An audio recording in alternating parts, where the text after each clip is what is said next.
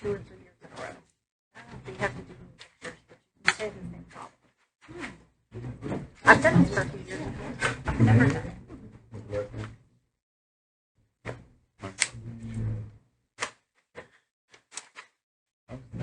All right.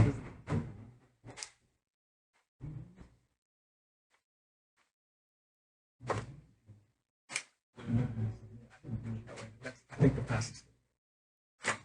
There's another way. You go like on a real computer, not your phone. There's other ways. But that one I think works too. You just got to get some information. That took me the longest. Finding my like pin or whatever they call it. Yeah. All right, we'll go ahead and get started here in just a second. Wait for people to sign in. There is a change on the agenda. Item 7 is being deferred to a future agenda. So if you signed up to speak about that, we won't be speaking, touching on that item tonight.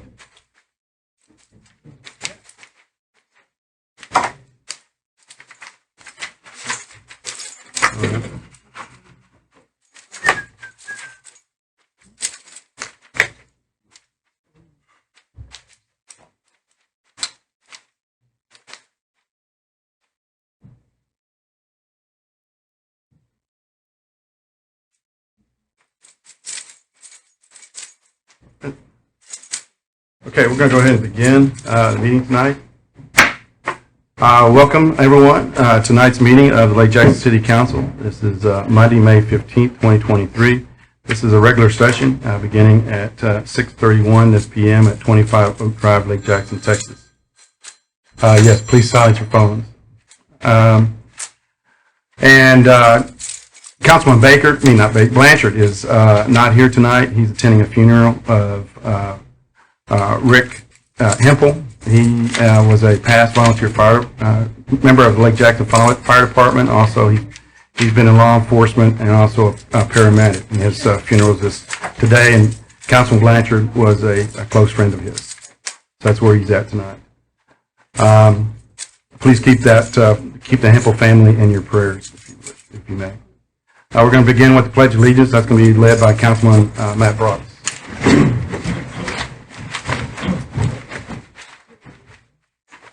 I pledge allegiance to the flag of the United States of America and to the republic for which it stands, one nation, under God, indivisible, with liberty and justice for all. Honor the Texas flag. I pledge allegiance to thee, Texas, one state, under God, one indivisible.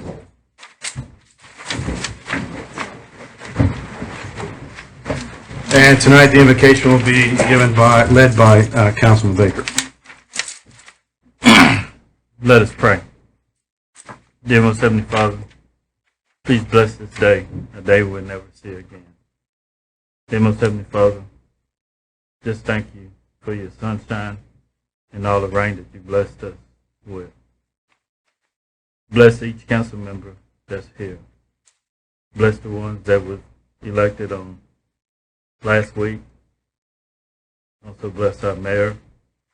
And please bless us to make positive and wise decisions to better this great city that we all live in. And most Heavenly Father, also bless our first responders, our firefighters, our law enforcement, and our EMS as they go out on a daily basis to protect and serve us. In Jesus' name we pray. Amen. Amen. All right. Next item on the agenda is visitors' comments. This is the where people have the opportunity to bring to council an issue that is not on the agenda, either consent agenda or regular agenda. Is anybody that has comments that they will make during the visitor comments? And this is comments that are on items that are not on the agenda. All right, not seeing any. We'll move forward with the next item on the agenda is declaration of conflict of interest. And this is where members of City Council have the opportunity to declare if they have a conflict of interest on any item, either on the consent agenda or regular agenda. Does any member on council have a conflict to declare? All right, not hearing any, we'll move on into the consent agenda. Item 1 is approved minutes of May 1, 2023. Item 2 is accept board and commission minutes, planners minutes. We have item 3 is approve one-year contract extension to Crowder Gulf for disaster debris removal services under the same terms and conditions. And item 4 is set regular council meeting times for 6:30 p.m. on the first and third Monday of each month, except for meetings that fall on holidays that would be held on the following Tuesday. Do you have a request for anybody on council to remove an item for further discussion? Not hearing any, I'll take a motion on the consent agenda. Mr. Mayor, I move that we approve the consent agenda, items 1, 2, 3, and 4 as presented. All right, we have a motion by Councilman Sanhanya. Second. We have a second from Councilman Baker. All in favor, say aye. Aye. Any opposed? All right, consent agenda is approved. We'll move on to, got a mosquito already. Item number 1 on regular agenda is resolution number 920, declaring the results of the May 6, 2023 general election. Sally Villarreal, would you please read the resolution? Can you hear me? Yeah, it's okay. Okay, this is resolution number 920, a resolution of the City of Lake Jackson, Texas, declaring the results of the May 6, 2023 city election. Be it ordained by the City Council of the City of Lake Jackson, Texas, that the City Council officially finds and determines that the following votes were cast at said election for position 1, position 3, and position 5. For position 1, Matthew Broadus had a total of 1,504 votes. For position 3, Gary Hunter had a total of 598 votes. Rhonda Seth, a total of 1,173. Position number 5, Mike Walls had a total of 672 votes, and John J.B. Baker had a total of 1,058. And further, the City Council officially finds and determines that the following votes were cast for Proposition A. Proposition A being, should the City of Lake Jackson remove rabbits from the definition of livestock to allow rabbits in the city limits with prohibitions against breeding, selling, and slaughtering the rabbits. A total of 1,161 votes for Proposition A and a total of 651 against Proposition A. And be it ordained by the Council of the City of Lake Jackson, Texas, that the following persons are hereby elected to their respective offices. Position number 1, Matthew Broadus. Position number 3, Rhonda Seth. And position number 5, John J.B. Baker.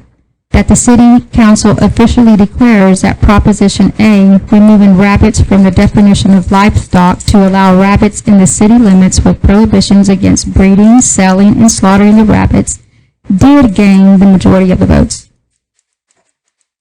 Thank you. So I'll take a motion on the resolution, please. I move that we approve resolution number 920, declaring the results of the May 6, 2023 general election as presented by our city secretary. Second. We have a motion by Councilman Sanhanya and a second by Council Member Seth. Any discussion? All in favor, say aye. Aye. Any opposed? All right, thank you.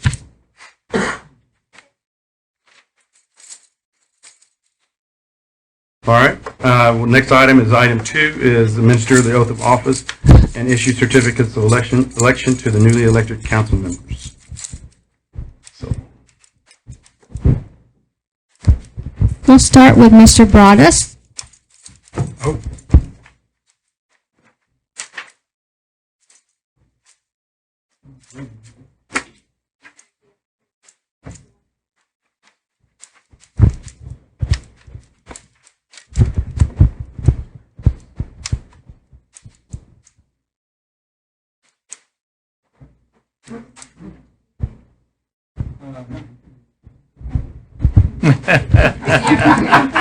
I'll repeat this. I do. Okay.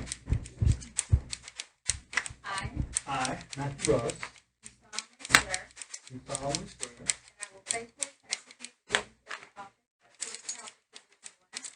that I will faithfully execute the duties of the city council position Of the City of Lake Jackson and the State of Texas, of the city of Lake Jackson, and will, to the best of my ability, and will to the best of my preserve, protect, protect, and defend the Constitution and laws of the United States and of this state. Preserve, protect, and defend the Constitution and laws of the United States. So help me God. So help me God. Congratulations.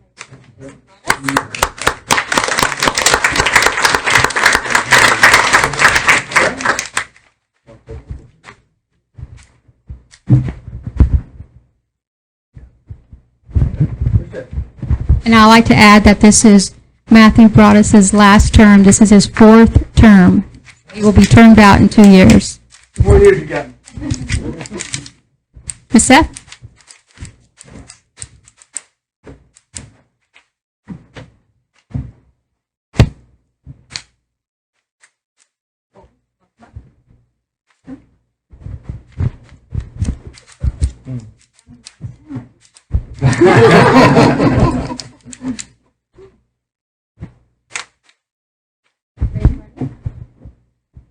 I.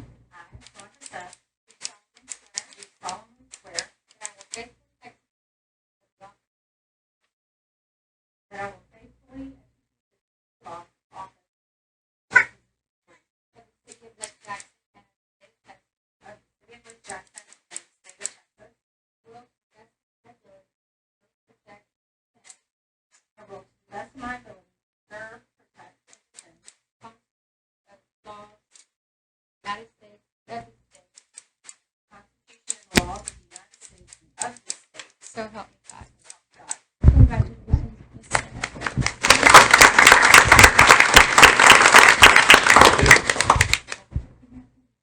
States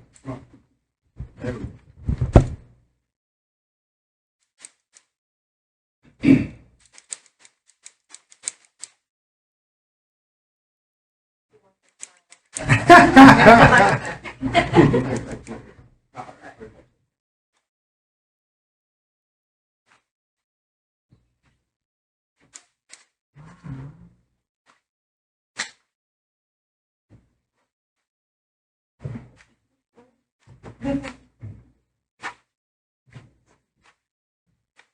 Congratulations, Ms. Seth. My grand-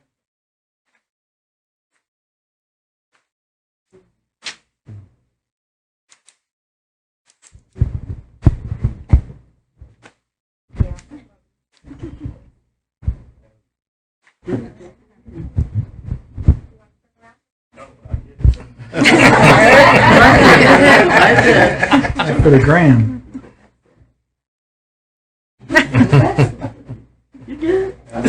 Okay, raise your right There you go. Okay. I John J.B. Baker. do solemnly swear that I will faithfully execute the duties of the office of City Council Position 5 And then City Council Position 5. of the City of Lake Jackson and of the state of Texas, and will, to the best of my ability, preserve, protect, and defend the Constitution and laws of the United States and of this state. So help me God. Congratulations.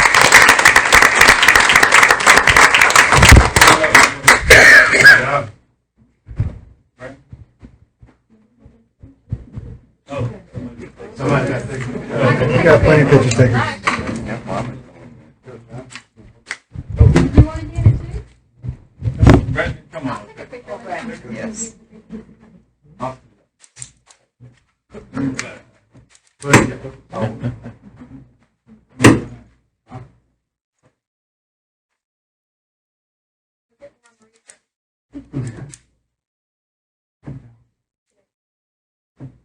Got it?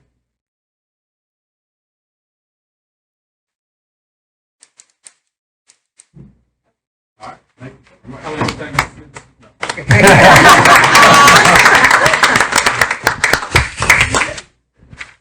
Seven. Yes.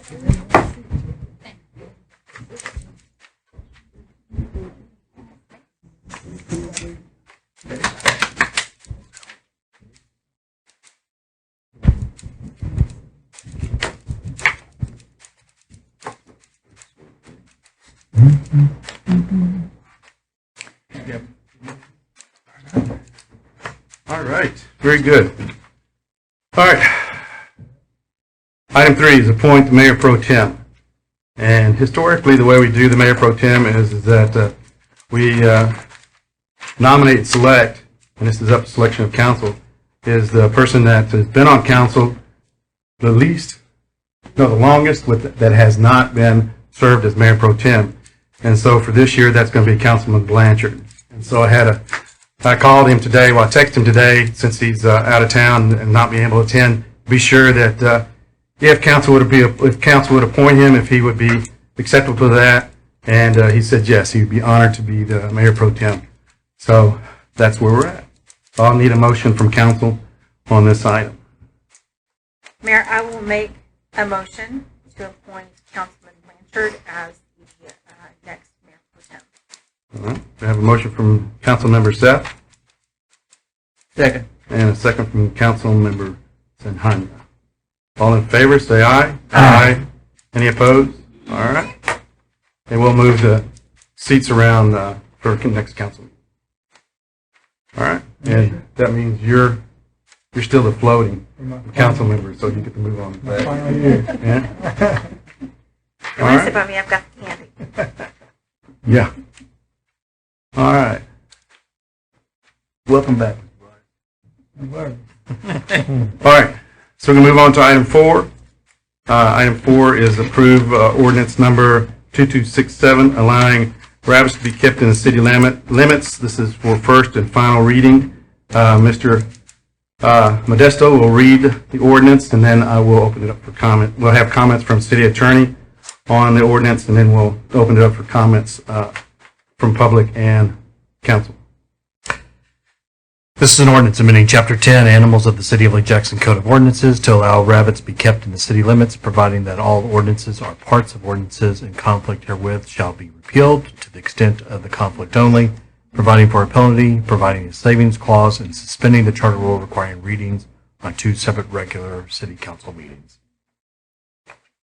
All right. Thank you. Ms. Russell, you want to have any comments on it before we open up for further comment? So this is what was voted on, and you can see on the screen, removed from city livestock, and I've added one ordinance to respect ballot, which said no breeding, selling, and slaughtering, so I have no person shall breed, sell, or slaughter on any property, or allow them to spread or slaughter on somebody. No, please. So, so that is it. That is what was valid, what passed. This will be first and final. That was going to be my question. Do we need to formally make a motion to Yeah. procedurally to do that? Because it's still an ordinance. Okay. Yeah. Bill and ordinance. And again, Do we need because a- we'll do first and final, we'll have to suspend I was on. going to say, do we need a motion for first and final and then another motion for, okay. Okay. All right. All right. So with that, we'll open up for comments. We have from the community, we have 2 people who have signed up that I have. That is Ms. Williams is first.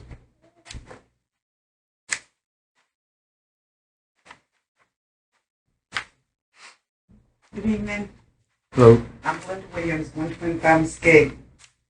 As far as the rabbit ordinance language that was voted on and now, I mean, is there any difference? No. There's been no corrections or changes or anything. It's the same. I mean, it didn't say this exactly, but it said, shall people be allowed to keep rabbits, but not be allowed to. So I just turned that. All right. I just feel like, I mean, I know we've spoken about this, and I feel like I was misled in regards to the ordinance.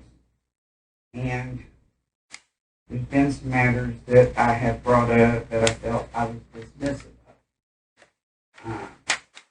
And that is, concerning to me. Very much so. So I just feel like it takes me getting to a higher power to make things happen. Thank you. Thank you. And Ms. Hunter?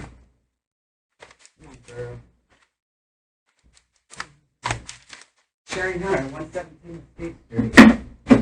First of all, I would like to know, why was the number of rabbits per household not included in the ordinance?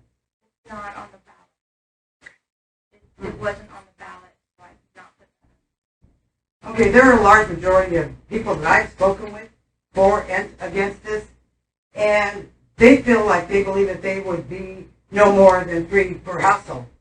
And that's what I was told from both sides. So, for that reason, I say I believe this matter has been very misleading to others and the city. Because like I said, I talked to both sides, and they were under the understanding that it was going to be no more than 3 per household.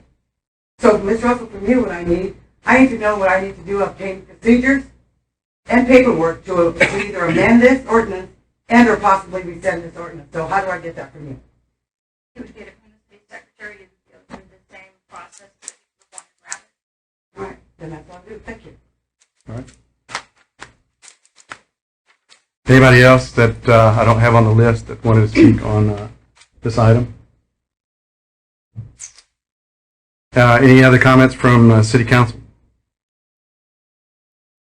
If not, I'll take a motion on the ordinance. And again, I need this. First, we need a motion to suspend and approve that, and then a motion on the ordinance. So I need somebody to. I'd like to make a motion to suspend the second part.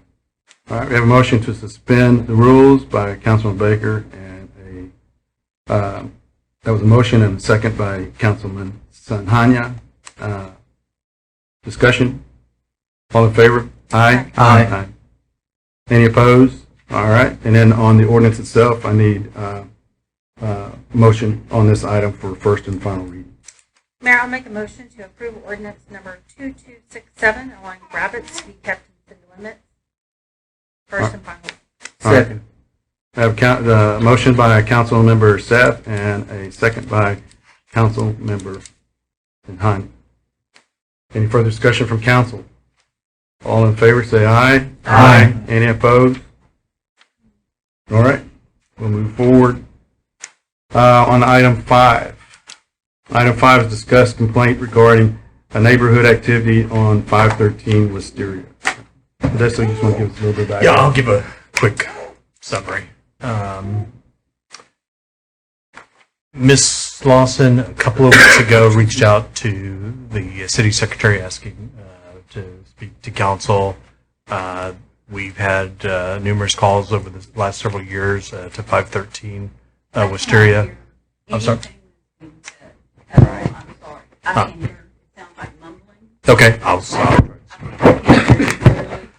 Ms. Lawson reached out to the city secretary's office a couple of weeks ago requesting to be on the agenda to discuss 513 Wisteria. Over the last several years, we've had numerous calls for service from the police department at this address. I think Ms. Lawson, and I believe Ms. Lawson is here, she'll come up and speak. She had reached out to the police chief a couple years ago and spoke to the chief. Somewhere during the conversation, a discussion of what more could the police department do to try to address the problems. And Section 125 of the Penal Code had come up, and Ms. Russell can talk about that, and Assistant Chief Langford. And at the time, my discussion with the chief that he has brought me up to speed was he was looking at pursuing that. He had talked to the city of Austin and possibly the Attorney General's office. But roughly in April of 21, a tenant was evicted. And so calls did drop off, and I think the chief was under the impression that possibly that maybe the issue had been resolved. Going back and looking at the call sheet, there have been several calls since that 21. And then recently, I believe it's come back up, there was a drive-by shooting in April. And so that's what's brought it back up to head, and then that's when Ms. Lawson had reached out to us.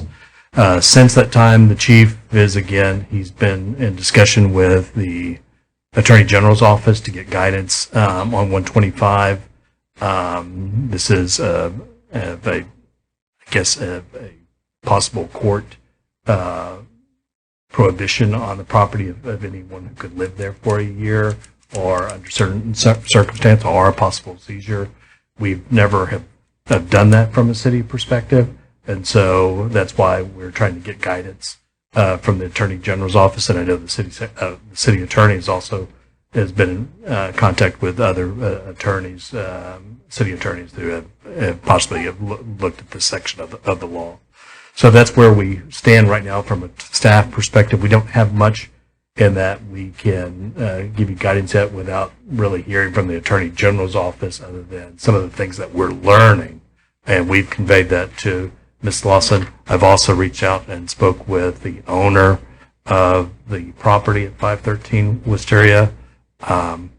He has advised me on Saturday that the current resident, he has started the eviction process for that person, but I know that takes some time. I'm not familiar with the eviction process. I don't know how long it takes, but I think he was formally notified the tenant that they're working through the eviction. Okay. Ms. Lawson? Before we move on, can we get understanding of 125? Well, what I wanted to do was, Okay. I wanted to listen to Ms. Lawson first, and then get her comments, and then we'll have Sherry give her points on the 120, on the law. Ms. Lawson? Good evening. I'm Lawrence Lawson. My husband and I live at 515 Wisteria. Yes, that's right next door to 513. Less than 2 weeks ago, on May 4th of this year, we recognized our 30th anniversary of living at 515 Wisteria. Thank you for agreeing to put us on the agenda tonight. I know there was some back and forth, and y'all were desiring to do it at a later date, but thank you for meeting our request. There are, of course, many positive aspects of our neighborhood, but like all neighborhoods, there's negative aspects. We know that crime is widespread. It's ever-changing, its location, and always spreading, and we are not so naive on the Wisteria neighborhood to believe that we can eradicate all crime from Lake Jackson. But our problems are centered in one location, one house, one ground zero, right next door.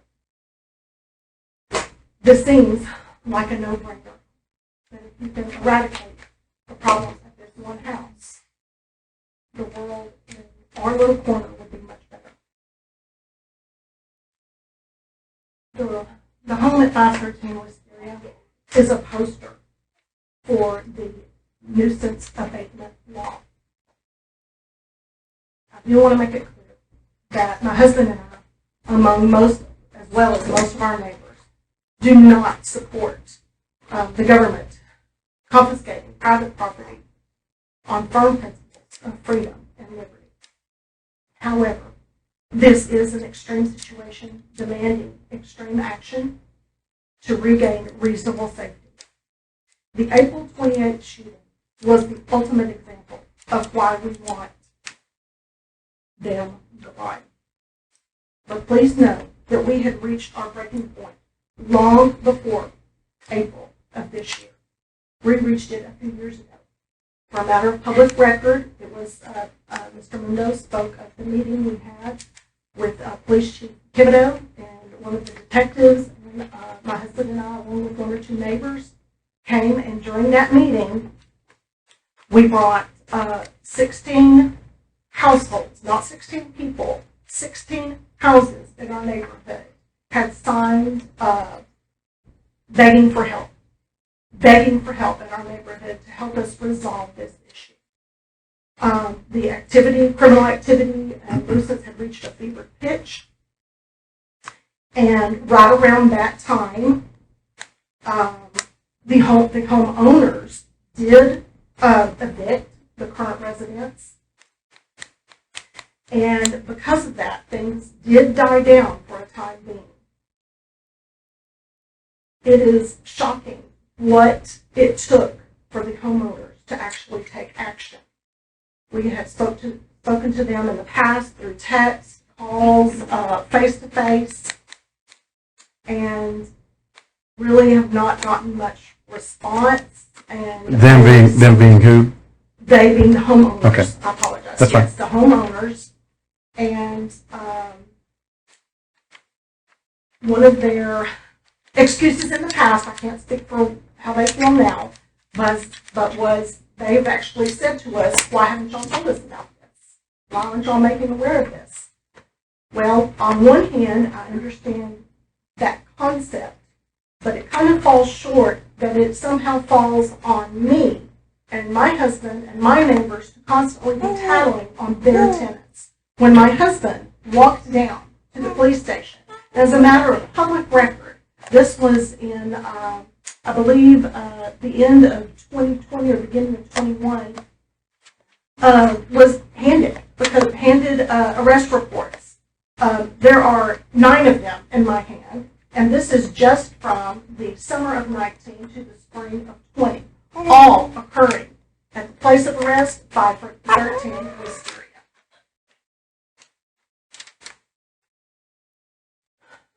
This is a copy of the page 8 of the nuisance abatement manual from the Office of Attorney General, targeting a nuisance location. And it goes about what thoughts to consider when you're trying to decide if this property qualifies. The first criteria is the property used for prostitution, gambling, the discharge of a firearm, yes. Organized criminal activity, suspected. The delivery, possession, manufacture, or use of controlled substances, check, check, check. Obscenity, check. Gang activity, suspected. Or violations of the Texas Alcoholic Beverage Code, yes. As well as verbal altercations. I will not go into all the extensive items that I personally have witnessed. I am hoping some of my neighbors will share some of their experience. I've listed some in the writings I've already submitted. I will remind that my husband and I have witnessed on 2 separate occasions. Stolen vehicles parked at this property being confiscated by the police. One was packed with firearms. There was a friend of 513 down across the street breaking glass for fun against the curb because he thought it made pretty designs. I spoke to him personally. And of course there was the ever famous Christmas Eve where my whole family was gathered around the fire pit enjoying a wonderful evening until we could hear the woman being beaten, screaming from the house next door, begging not to be hit again. Please stop. I could go on and on, but I will move on. Is there a history of arrests for one or more of these illegal activities at the property? Obviously, yes. Does the property have a reputation as a place to frequent for one or more of these illegal activities? My neighbors and I would say yes.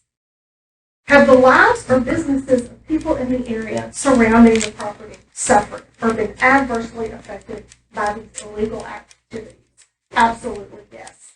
And the best for last, the last criteria, will these illegal activities continue if legal action is not taken? I would like to put before the council that they will continue.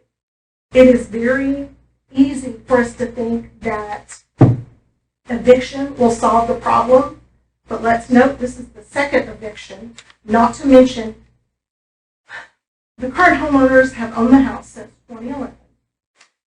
It was fairly calm for the first few years, but since that time there's been a large turnover. Every few months or years, things come to a head and then they die down. Then they come to a head and die down. We have no reason to believe, none whatsoever, that this time will be any different. Absolutely, we want the current people evicted. Absolutely. But the problem is these homeowners continually, habitually turn their backs on what their tenants have done to degrade our neighborhood. And I would hope that the city council move forward with the abatement action, and we look forward to helping you with that. Thank you very much. Ms. Russell, you want to go ahead and explain 125? Okay, 125 is the practice and remedies code, and it allows city or the attorney general to file an injunction against an injunction means that you're not allowed to have the negative behavior. That's the first step. And the second step, if there are reviews, that the judge can then shut the property down so that no one would be allowed to access the property. Stored it at so it's not a seizure, but it is shutting down the property for years, so nobody would be allowed to. And that's basic. And there's a list of offices or events that make houses, or most of these are commercial businesses that make things. And so it's under this private. So all of this is done under court order, is that correct? Yes. District court, presumably? Okay. District court. Getting the temporary injunction shutting down the building if there are violations. So we would need to make the decision that, yes, we want to pursue that action, and then it would go through the court system. Right, and that's why the chief was waiting for the AG, because they do these all the time to see if we have enough. We don't have to have the AG do it for us, and I mean, we might do it, but he was waiting to get back to him because we haven't done it before. The attorneys I talked to was always commercial. That was like friend bars, no. Excuse me, could you speak up a little louder? It sounds like a bunch of mumble back here. Yeah, we can't hear. Put your mouth on the speaker or the microphone, will you? Just closer to the mic. Please. If, question. If, we proceed with this and it do happen and the homeowners decide to stop renting and move back into the residence, how does that work? Will they be able to start occupying the house within that year? During the year, no, not even when we're occupied. No one. If the judge, I mean, that's the most extreme for this is that no one can be in that property. What if they choose to sell it? They can't do that. They for can't a do year. that either. Nothing for a year. It's completely shut.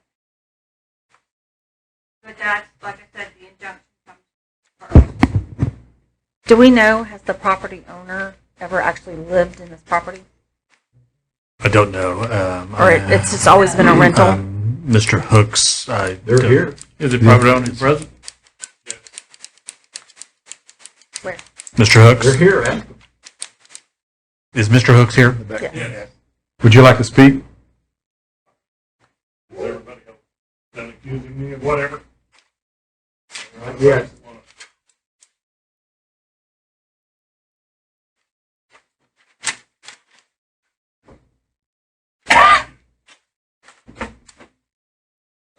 Thank you for the opportunity, ladies and gentlemen. You can speak to the mic. Thank you, ladies and gentlemen, for the opportunity to respond from my neighbors. First of all, let me tell you that my wife and I are just as interested and concerned about the safety of the neighborhood and the president, as the next president. After all, 6 months ago, our son was in property. And we certainly didn't want him living in an environment. Ms. Lawson mentioned that there were a number of times where activities arose and then they died down. Arose again,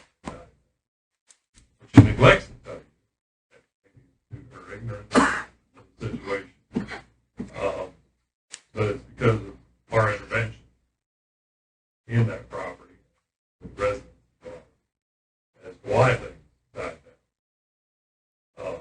When we have taken action over the years to attempt to control what negative situations may occur. But let me please remind the council and my neighbors, as landlord, I must have proof of illegal activity. In order to, Wait a minute, folks, in order to, let him speak, he has the right to speak. in order to pursue an eviction based on such activities. We also were banned during the pandemic period from any evictions at all. Eviction is what that's drawn out, costly affair, not taken without just and provable cause. Believe me, our tenant that we evicted in 2021, I would have loved to have been able to evict her a year or more. We're prohibited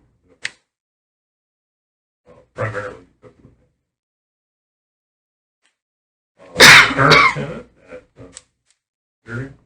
We've been working with that tenant since before March and to find alternate locations. Seems agreeable to do so. We did not pursue eviction. We were agreeable to move. Deadline, last deadline for leaving was the end of April. And so therefore, on Saturday, 13th. Is he here tonight? No, he's currently a resident. Oh, so he's been arrested. Did everyone hear that? Yes. Folks, They got folks, caught with weapons. folks, you cannot speak from the audience, please. Not make excuses for young man. Ill-advised behavior.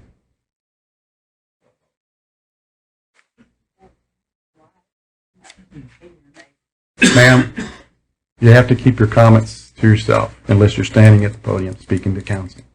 But I will say, in regard to the shooting, he was not the perpetrator, but he was the victim. Someone shot at the house and drove away. And frankly, he's not in control of that. What is your process for vetting your tenant? Well, in case of the current tenant, my son, who was resident, brought the young man and his girlfriend at the time to us and said, yes, they've got control of the law, but they're trying to go straight and present themselves to me. We had a conversation. So was you leasing to your son, and then you were subleasing to his friend? No, Okay. no. Do you have a contract? Do you have a? I have a lease contract. with Okay. I'm a constable. I have been doing it last for 15 years, and you can evict anyone out of your property at any time. Yes, you had a pandemic and it was put behind and stuff like that, but if a tenant is causing any kind of problem, even if they're paid up, it's in your lease, you can evict them. Well, that's news to me. Not something I was aware of. I'm not relatively- If not, you can look in the property code and they can bring that. You have all the laws of how you can evict. Okay. Well, I'm relatively new to the tenancy game. If not, you can get hold of me afterwards and I can help you with that. I appreciate it. And, screening the next tenant will certainly be more rigorous. Perhaps easier because no longer will they be renting one or two bedrooms, but we until 6 months ago, we purchased the house for my son and a roommate to live there, independent.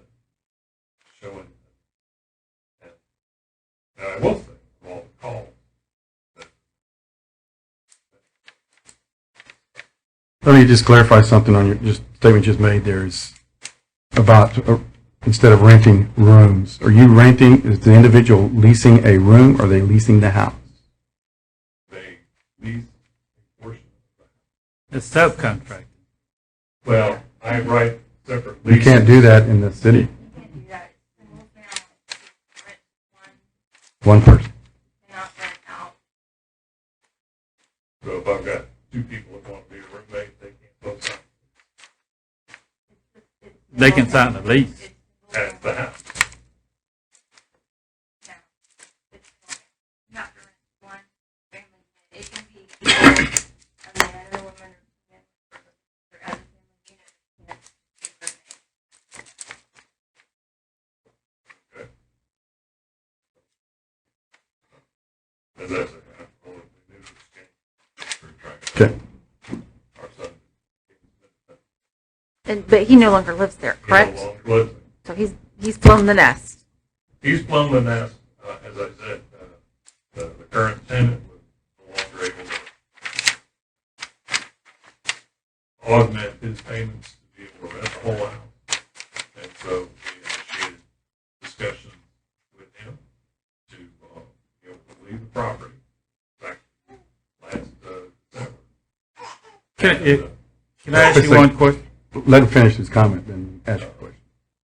He, at that point in time, got picked up on probation violation, spent 4 months against the county, and about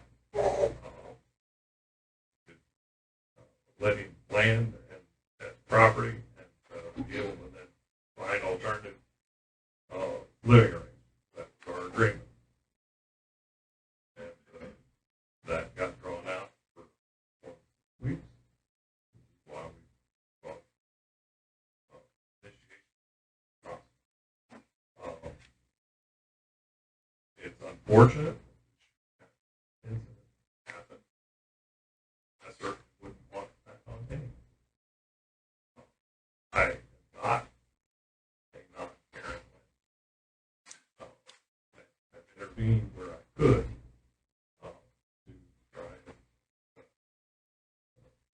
mitigate or eliminate any kind of illegal activity.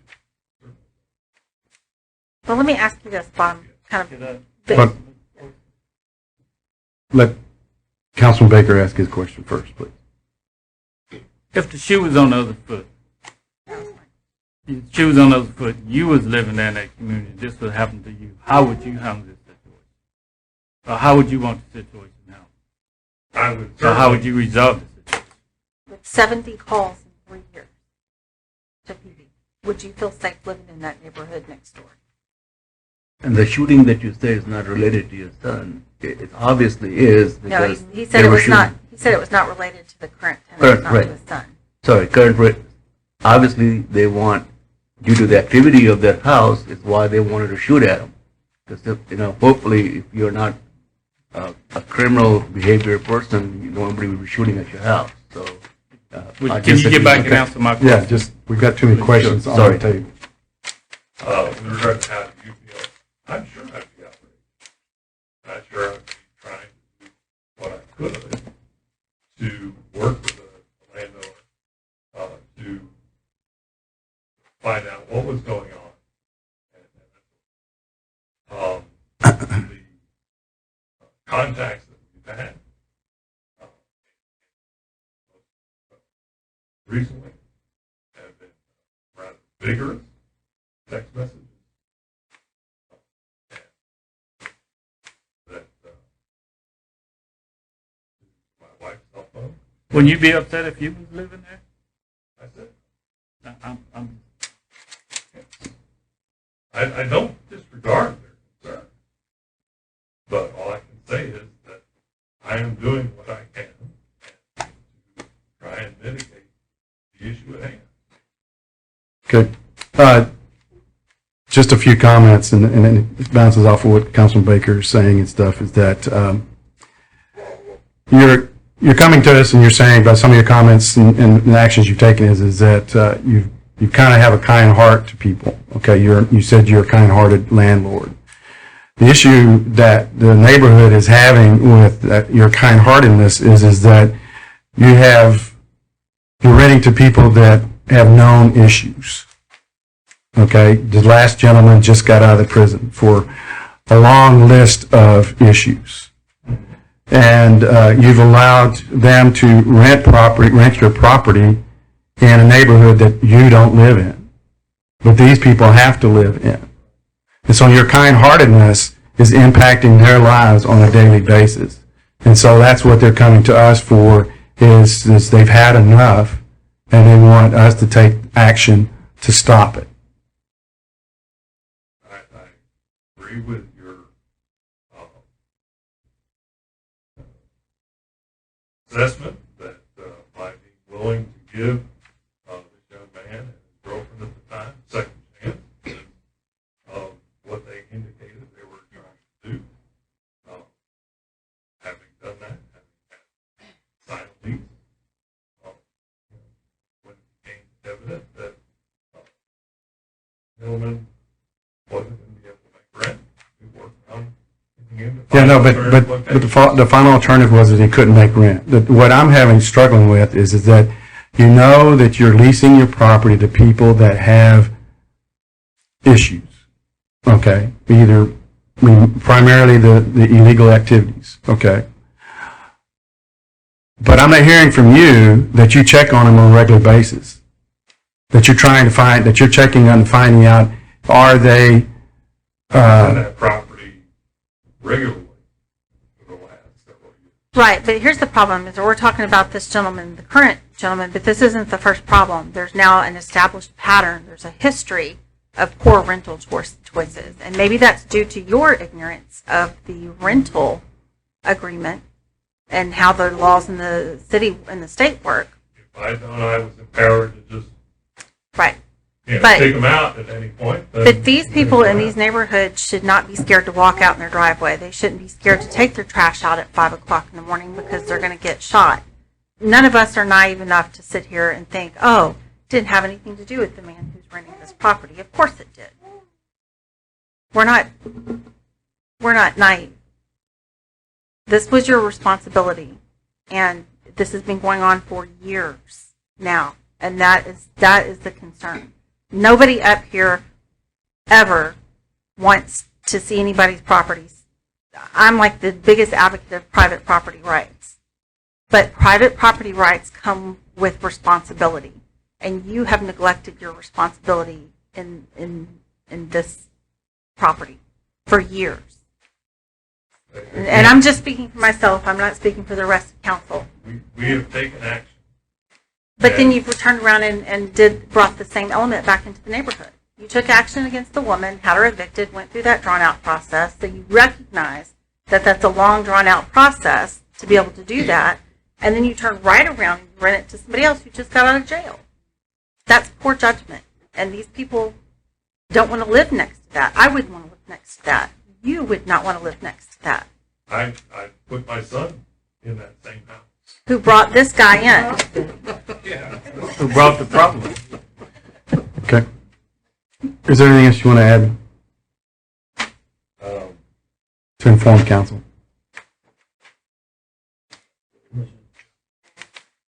Well, other than to say that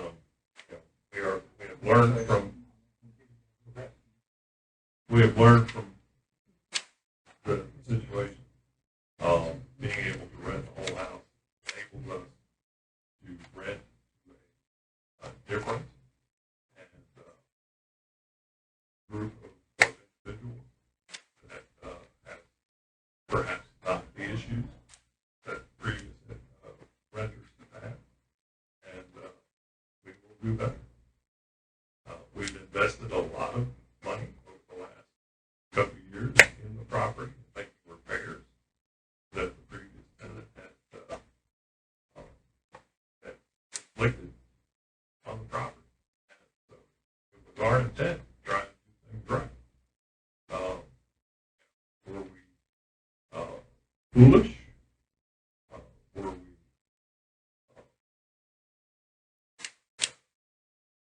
perhaps a little misguided? Perhaps. But were we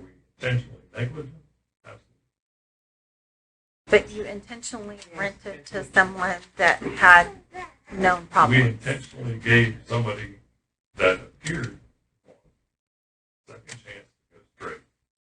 Yeah. Okay.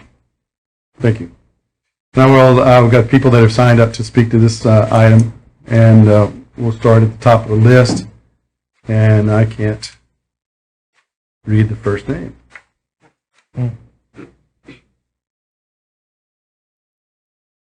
107 Banyan. I Resident think at you 10 just, Oh, that was maybe you just, yeah. All right, and then we have Mr. Slauson. Would you like to add anything? Everybody take a big breath. This is a little bit tense. Okay. Start with one joke. I'm not trying to grow long hair. I'm just not getting cut. Ventilation. Yeah, I live there, and just a few notes. Can't follow my wife. A little more studious. And, I'll ask the audience. Who is here? No, can't. You're talking Who to is council. here? Raise your hand if you're here. You can't do that. I can't allow that. You're Okay. talking to council. You're not talking to the Well, audience. there's a lot of people here Right, I understand. for this very issue. Signed up to speak tonight. We're all kind of mad. Now, I get the sense that you know that. Right. And thanks for leading with a prayer. That calmed things too. Thank you so much for doing that. I appreciate that. You're welcome. 30-year resident, like Wife said, on 2 properties in the neighborhood. I have 6 family members there. Recently, I had 5, and now recently my dad, he's 88, moved in with me, and full health, and getting around these days. So I have 6 family members here, right here. The little ones, can I do that? The little ones, my grandbaby. And all the residents of 513, I get to know them over the years as long-term residents, and I consider every one of them a friend, except for 513. It's a problem. I love the sound. There's a lot of children in that neighborhood that may not be represented here tonight, but really is. I love to hear them play. Even if they wake me up off the graveyard shift, it doesn't bother me at all. It's a great noise to hear kids chasing each other and playing. And I like the sound of lawnmowers. I mow some of the yards in the neighborhood because I like it. Keeps the property values good. It makes it look nice. One thing I don't like about mowing is having to carry my pistol with me. It rusts it. It gets sweat on it. And I like my firearms. And I don't like getting sweaty. And I don't like stuff pulling on my pocket. But I have to now. For some time.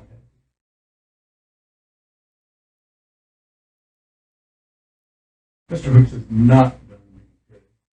The residents before COVID were causing the same problems as during COVID. Yeah, there was a chance. Yeah. Friday, Tristan Felon was arrested. Same guy. One of the same guys. Yesterday, I saw one of the old residents walking right back up the neighborhood with his backpack. Heading back. There was a lot of people there yesterday. I don't know who they were. Maybe they were getting something out of the house. I'll tell you the worst one, in my opinion. Shootings are bad. That's pretty bad. The worst one was these kids showed up one day. How were those kids? They were living there. They were staying there. I don't know who they were. They weren't family members, I'll tell you that.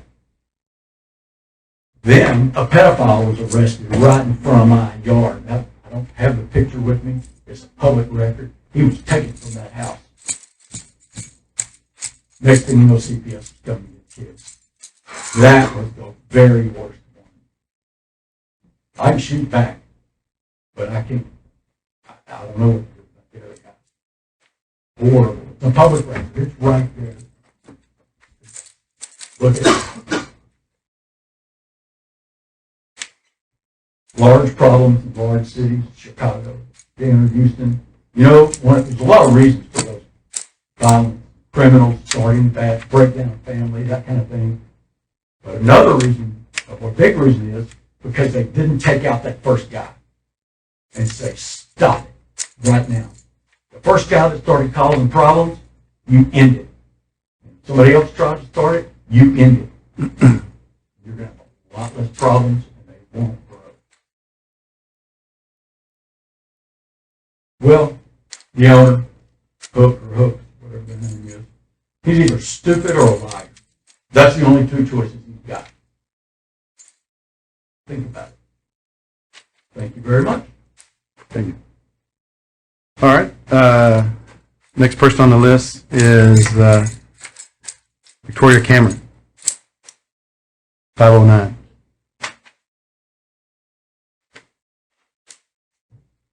Hi, I'm Victoria. We moved into 509 Syria in 2019 in August, and within a few months of living there, our neighbors across the street who no longer reside there had the lovely comment of careful with your kids, because I have 3 little girls, and they're like, that is the drug house. That's what everybody on the street calls that house. So be careful. We do have patrols, but over the last several years, there's been a lot of sketchy people, traffic, and yes, I'm thankful that y'all patrol, but I feel like it's not enough. I've had to call the cops when they're reckless driving at top 90 and we have kids from one end of the street to the other at all different houses. They play in the front yard all the time.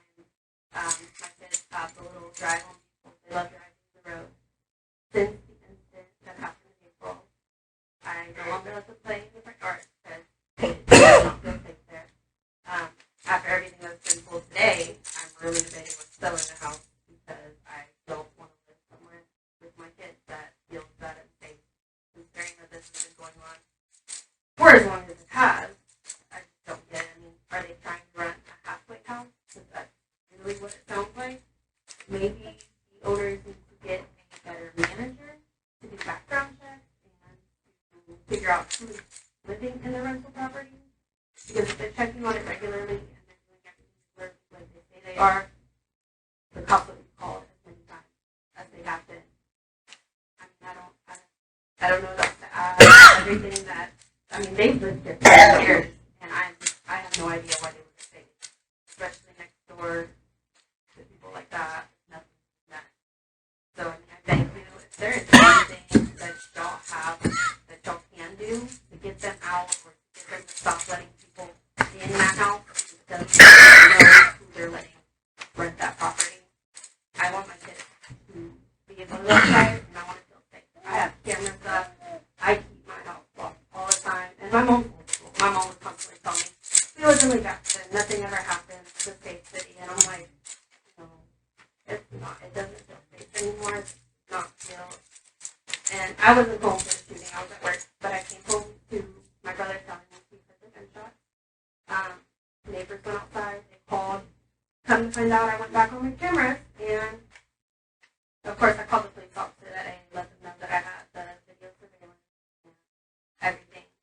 But not only did it show the drive-by car flying through the street, it also showed the residents chasing back out.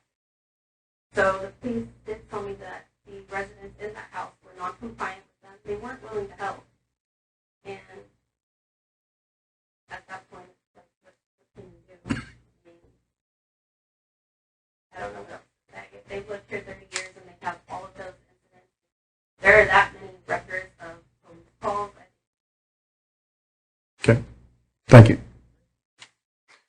We have Sam Cheney, 604.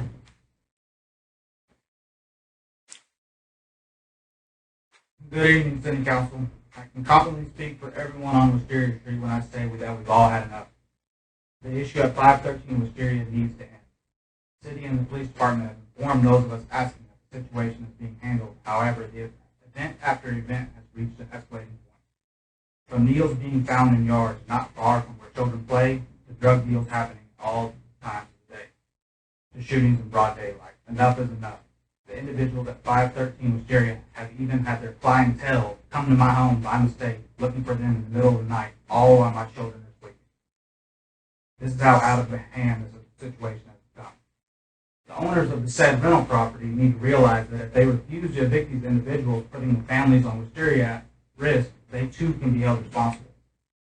What will it take to get the criminals at 513 Wisteria evicted? We, the people of Wisteria, are tired of the constant disregard for safety of the families and the rest of the Wisteria street citizens. Change is necessary, and it is necessary immediately, or the citizens of Wisteria will be forced to address this with the higher property. Thank you. Thank you. And Jim Cheney. I think it is.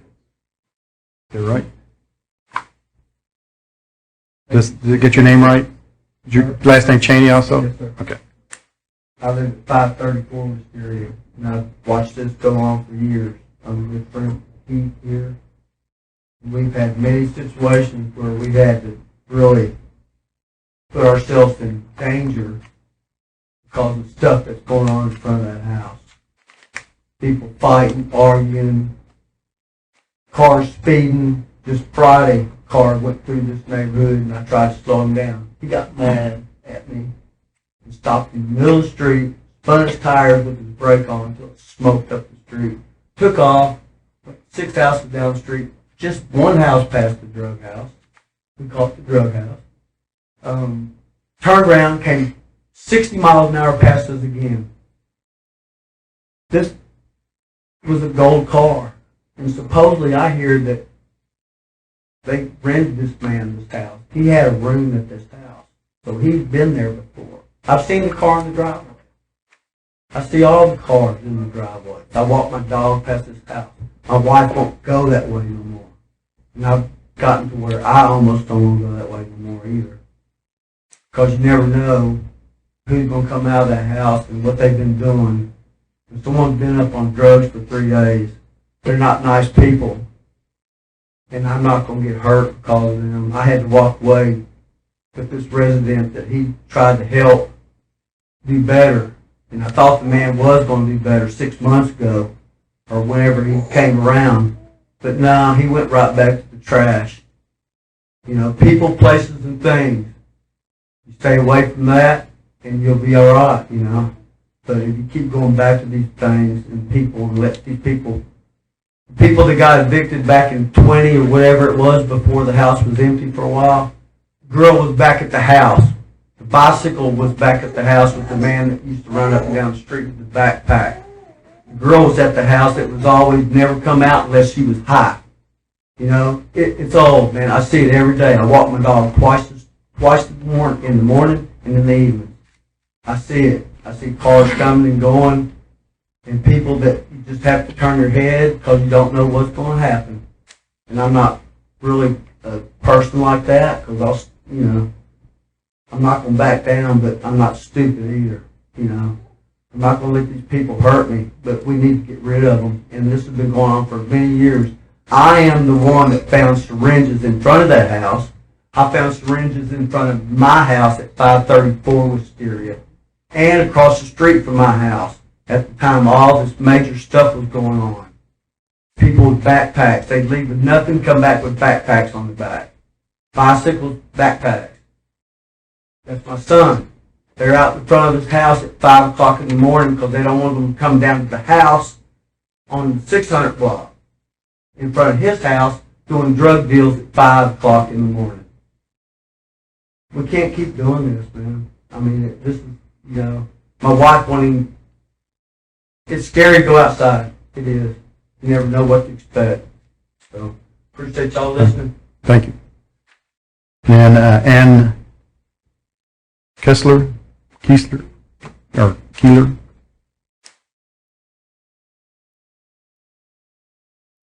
510 Wisteria. Hello. Hello. I came and talked to the police last year about a man on my front porch who threw a potted plant up against my window as hard as he could and started slamming his fists against my door. And that was the beginning of my wonderful stay at 510 Wisteria. The man was out of his mind, drunk, and on drugs. Went down the next week and talked to a investigator or a lieutenant and was told that he was not charged with anything except outstanding traffic warrants. I wondered what was going on at that time and what was being done. Then I started noticing 513. And 513 is a nightmare for everybody because you can tell by the bike riders and the same people that walk up and down the street at all hours of the day and night that these people are a little bit off and don't know where they're going except they're going to go get their drugs. I am a licensed chemical dependency counselor since 1978. I have a degree from Sam Houston, social services. I know these people, worked with them for 32 years. These people are drug addicts. They are crazy. They are dangerous. We all ran out into the street during the shooting. I was scared to death that one of the kids, and there's a bunch of kids that play outside from the ages of, from toddlers on up. We've got kids everywhere. It is a miracle that one of those kids did not get shot. That is when I said, okay, all the phone calls that I've made about the loud boom boom music and all that kind of stuff, I've made several calls to the police about that. And, at 1:30 and 2 o'clock in the morning. That's just griping and not liking the general things that are going on. But these people are dangerous. These people do not care about life and death. And when you get to the life and death part of this, that's where we are. And I have not seen any home improvements done to the house. As a matter of fact, the garage door has 2 huge holes, glass holes in it, where looks like somebody's trying to break in the garage door. The yard is a mess. I don't know what the owner is talking about home improvements, but I have not seen any. I've seen several beat-up old bikes that they ride constantly over there. You can recognize the same people. The same people are going in and out. It's the same old beat-up cars. It's the same car. I mean, everybody knows them. Everybody that's on the block knows who goes in and out. The girls that go in and out. Everybody, we know them. And so it's just like we're being ignored. And I think that's the frustration of seeing them. We know we're in danger. And so nobody wants to walk their door down and walk their dog down the street. Nobody wants to do anything that you do in your neighborhood. We want them gone. Real simple. Just want them gone. Okay. 510 Wisteria. Thank you. All right. Which way did I go? Is it closer this way? So, I know we've already stated that the PD is pursuing, along with city attorney, next steps on this 125. And what do we need to do to move forward with that? Is that correct, Sherry and Assistant Chief? Okay. Assistant Chief Langford, can you tell us what we're doing today at the PD with concerning this as much as you can?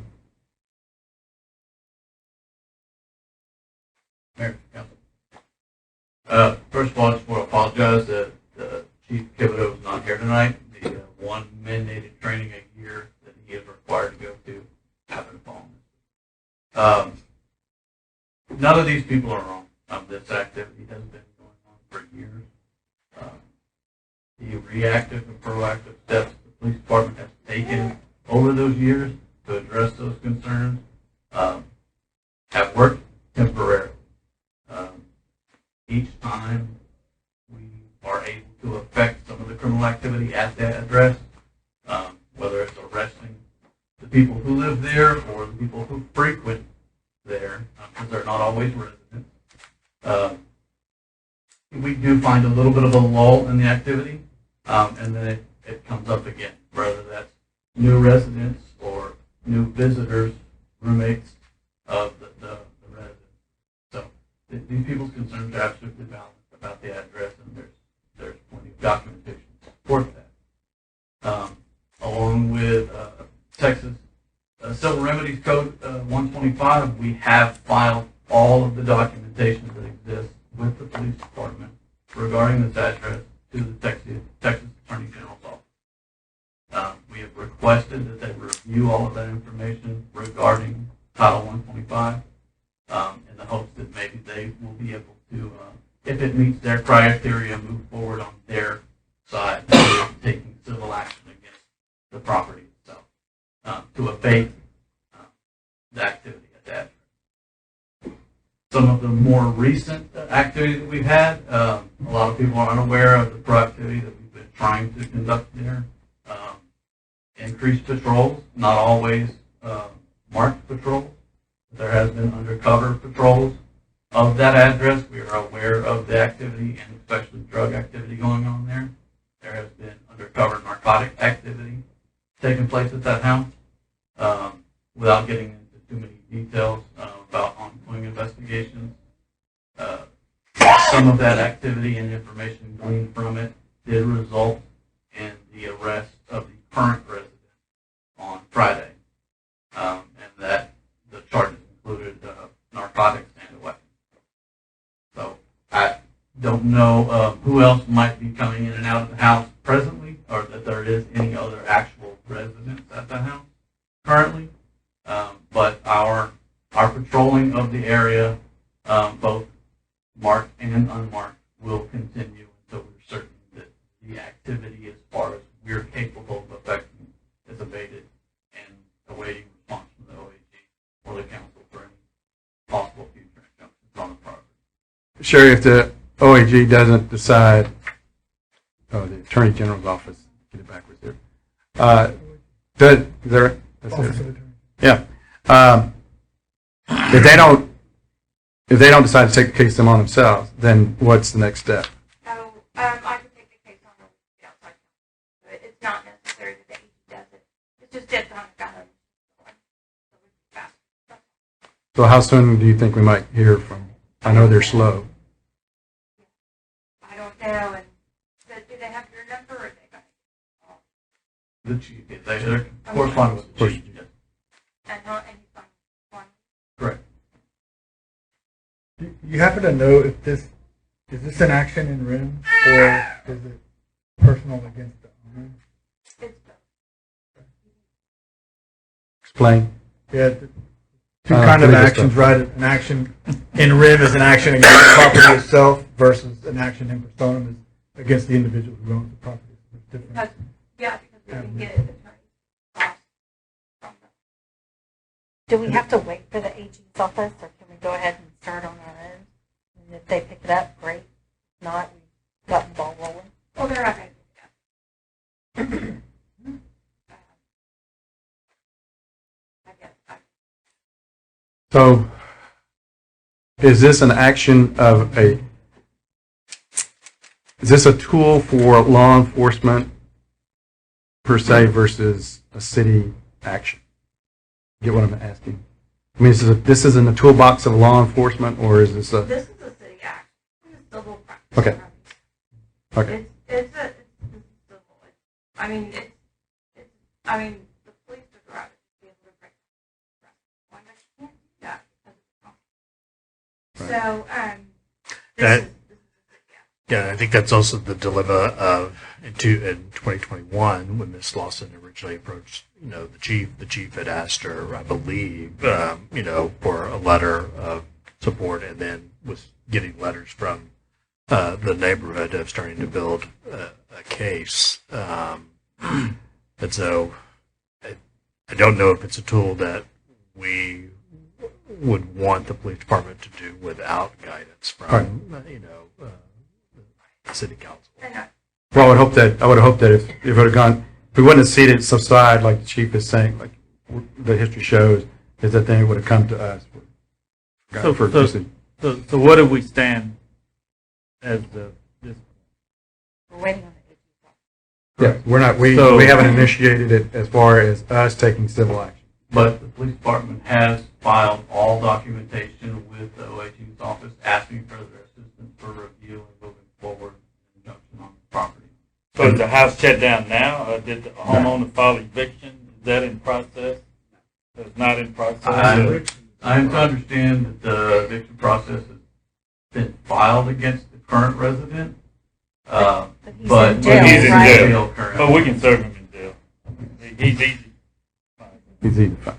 So, Yeah, say- go ahead. my concern is this, yes, the AG can pick it up, they can probably move a lot faster than we can, but the bottom line is this is our community. I'm constantly always the one saying, oh, I hate the state in our business, and I feel like this is our responsibility in making our community safer, and I personally don't want to wait for the AG. I think this is something that, and I'm speaking for myself, Right.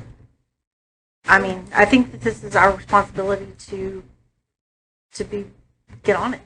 I agree with Councilwoman said, so, we need to take care of our residents. We can't wait on somebody else to do that for us. Speaking with the, someone who did attempt to shut down a private home, they said one of the best things to do before you start is the owner that this won't happen, and if it does, we will file against you, because when you get court, the judge. So, But we do have documentation, correct, that this is a pattern at this Correct. point. We have not just a pattern of there's been 70 calls, but there's a pattern of a variety of tenants that have all led to the same behavior. Correct, and not all the same. They usually end up being different tenants over a period of time, Right. and some reoccurring. And it sounds like there's people not on a So- lease coming and going. So how do we initiate the first phase that you just talked about, Sherry? we'll get with the owner and have a meeting. Who's we? The city and whatever police, Okay. and maybe it's so that they can make sure and feel like they're involved. Okay. Right, so this is not, correct me if I'm wrong, and I haven't looked through all the provisions of 125, and the one that's in the packet doesn't say, but I presume at some point there will be a, Sure. I presume if it's just like any other court case, civil court case, at some point there'd be a contested hearing of some kind, and that takes time to get scheduled, takes time to be heard. Correct. The owner would be available and legally required but allowed to present their own case, and it's not just like we file something and they start boarding up the windows, right? It takes Right. time, right. But there's some, I don't know, maybe there's a temporary, maybe there is some ex parte component of it, and maybe there's not. Maybe you got to go straight to the contested. I don't know that, and I would hope that 125 and the other provisions would say what the process is. Maybe they do. It's not that, probably, that doesn't surprise me, but is this something like TML would help us do, or we would hire somebody outside? Either I would do it, or we would hire someone who's done it before. Okay. No. Okay. So if I'm understanding you, sure, that we have a lot of documentation for the criminal case, but have nothing for civil. Oh, So- we use all of the criminal is your documentation for that. Right, but are you talking about having an owner agreement? We don't have a civil one. Are you recommending that we get a civil agreement, and pending on a certain date after that happens again, we just Right. move forward? Yes. Okay. So Yes, that was the advice that the attorney who's done the private. And what time period does something like that encompass? So I think is what's going to end up being is a conversation and a discussion and agreement. And then if the property owner fails to that agreement, then we take it to the next level. So we'll have to have that discussion. So that's what I'm hearing from council. Sounds like we want to move forward with that process and have that meeting held as soon as possible. And of course, yes, include some residents. Appropriate number, Ms. Lawson, I'm sure, would be the appropriate person if she's available to be involved in that. And so we're moving the process forward. And also, I just want to remind folks is that there's a database that's out there that's available to every citizen. And I used it in this incident to go back and look at the history on that property. And you can go on the internet at pc2lakejackson.net, and you can look up bulletins, events, records on what's happening at a resident, and also the criminal activities. that's available, that's public record. That's something that's been out there since Ramatka's days. I think he's the one that started that. Yeah, it was way back there. So it's still, I hadn't heard about it in a long time, so I went and checked it, and it's still operational. So the data's there, and it's public record. Give that address again. Sure, it's PC2, the number 2, lakejackson.net. And again, you can look up anything you want to concerning police records. Well, I say everything you want to, within limits, of course. But it's a good reference point for if you're looking to see if there's an issue in your neighborhood and stuff. It tells you who's in jail and all that, has a lot of information. All right. I have a random question for Mr. Becker. About how long does the process take? I don't know if it's different by precinct, but the eviction process. Is it like months, or is it 6 months, or is it a year, or doesn't take that long? Okay. And they can file proper paperwork to speed the process up. Need to lean forward to the mic. Want to. Okay. Correct. Council, I need to remind y'all, we all need to speak into the microphone. Yes. Yes. If he wants to, he can speak the process up. Down on the paper. Okay. So given that, in terms of timing, this is a Sherry or Mr. Langford question. So these people are asking, they need relief now, not 3 weeks from now when we can get some sort of agreement in place. So my question is that the current resident, and to my understanding, the only resident is currently housed in the county jail, correct? So nobody should be coming and going in this house at this time. Is that correct? I think that was before this one. Previously, I'm unaware of anybody. That was the one that got evicted. So, Mr. Hook, is there anybody that should be coming and going from that property right now? At this point, there is no one except myself. Okay, thank you. The other thing that, as an outcome of this incident also, I've sent an email to the city manager and to the police chief, and that I'm requesting that if we don't have a method today, that we develop a method to identify criminal hotspots like this. And so that if we will define, that I'm asking PD to come up with a criteria what defines a criminal hotspot. And then once that's agreed with council on what that definition is that our expectation, that I as mayor would expect that council would, and again, you guys can chime in, of course, but that council would expect that we'd get a regular report when an area is defined and keep us posted on what's happening. Because we do get y'all's police reports from y'all, and we get incidents like that have happened over years and years at this location. We get it in snippets, and there's no way to tie it together. And so we look at you guys to help us tie those snippets together into this is a problem area.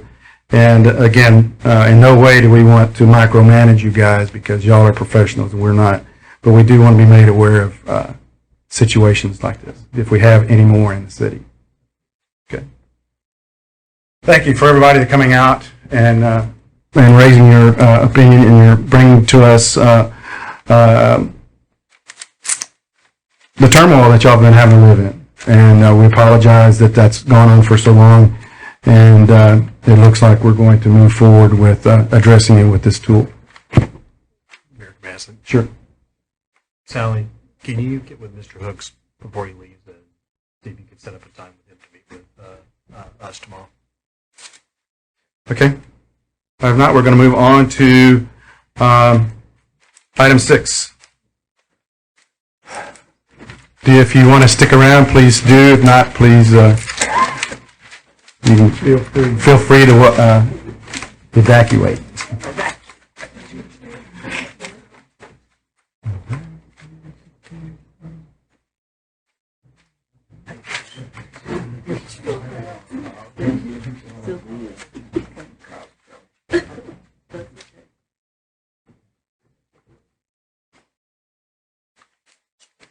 Well, that cleared it out.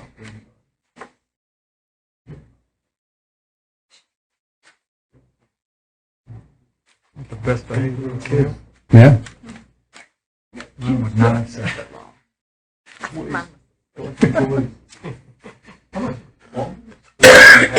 We're going to move on to item 6 is award bid number 23. He's asking you a question, Sure. sorry. Yes. Okay. Award bid number 23020568 to Matula for the Zala Street extension in an amount not to exceed $458,734. Modesto. Mayor, Mr. Aguirre will speak to the bid. We did receive two. We're recommending the low bid. We also, Mr. Aguirre identified we do have additional expense for inspection that we'll do with a separate contract with the engineer and also for soils testing. But this, right now, we're asking just for award of the bid price. The budget that we have that was approved by the Lake Jackson Development Corporation was $750,000. So this comes under that amount. Also,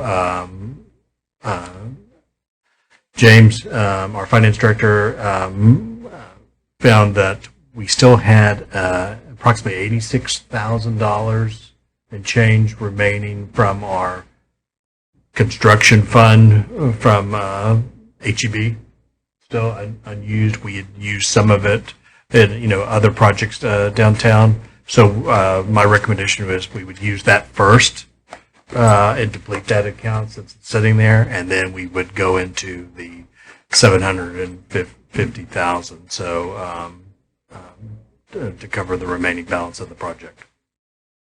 I have a question on the $750,000 that was approved by the half-cent sales tax project fund. That was based on a calculated number that so much of the street was this amount, and so we multiplied by a certain amount to get that number, right? Correct. So we don't want to spend all that money because we made an error on that. So no, we would not. I just want to make sure that we understand that the $750,000 number should not be used as the benchmark number for that job, because that was incorrect. No, it's only the project funds for it. So we will only, so the bid is, we have 490,000 minus 86. We expect to use 404 of the 750. The remaining balance would go back into the fund balance for the half cent. Would probably submit a project to the half cent, then to construct the parking lot that's being proposed as a request from our donation, but we've also submitted that for CDBG funds as well.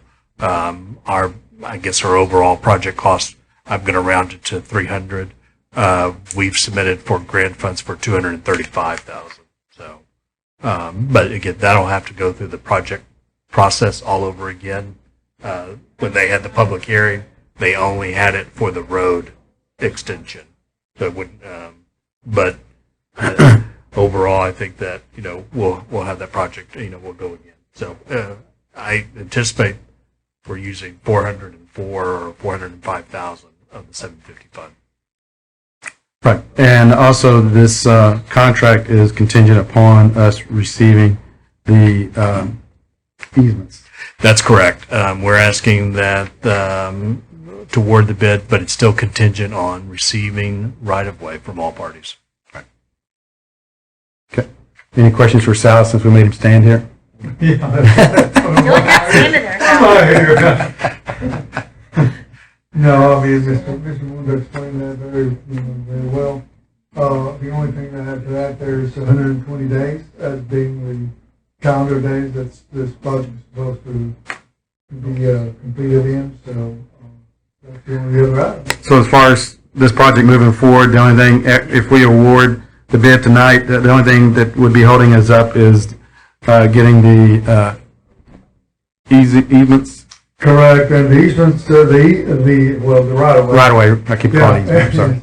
And the right-of-way could take either form. It could take the form of an actual deed given to the city that is going to be recorded, followed by an official planning of that right-of-way. So, but it can be done in a short order by creating a deed that describes the right-of-way, the 6-foot right-of-way, and it'd be duly recorded in the county. Okay. So that can happen right away. So, And as far as the contractor is just sitting there tight. They're wanting to move into this thing as soon as they can. They're working on 2 other projects for us, so they are going to be trying to getting everything at the same time. so this is pretty much a straight road, or is it got a little jig to it? Just a little jig. There's it's going to be imperceptible, basically what I mean. Okay. Easy project. Easy project. Is that It's the a- engineering term? It's a straight road based on Lake Jackson standards. Yeah. Yeah. All right, and then it's being built to the current standards, right? It As far is as built to our thicknesses. standards, and it's going to be inspected to our standards. Any other questions on this item? If not, I'll take a motion. Mayor, I'll make a motion to award bid number 23020568 to Matula and Matula for the Azalea Street extension in the amount not to exceed $458,734. Second. I have a motion from Councilmember Seth and a second from Councilman Baker. Any other discussion? Yes, we need to add the contingency part, point to that. Right now, there's no contingency mentioned on the motion. You can't, I'm not signing a contract until, well, we can't build a road unless we have right Can't of have way. right of way. So I'm not going to sign the contract until we have right of way. I mean, what's the harm in adding the contingency? You can. You If can. want to make a, Mayor, I'd like to make a new motion to award bid number 23020568 to Matula and Matula for the Azalea Street extension in the amount not to exceed $458,734, contingent upon getting the right-of-way secured. I continue my second. okay. Any other discussion? All in favor, say aye. Aye. Any opposed? All right. Move on to, okay, item 7 was deferred. Item 8 is discuss utility capital improvement project. This is short and sweet. Move.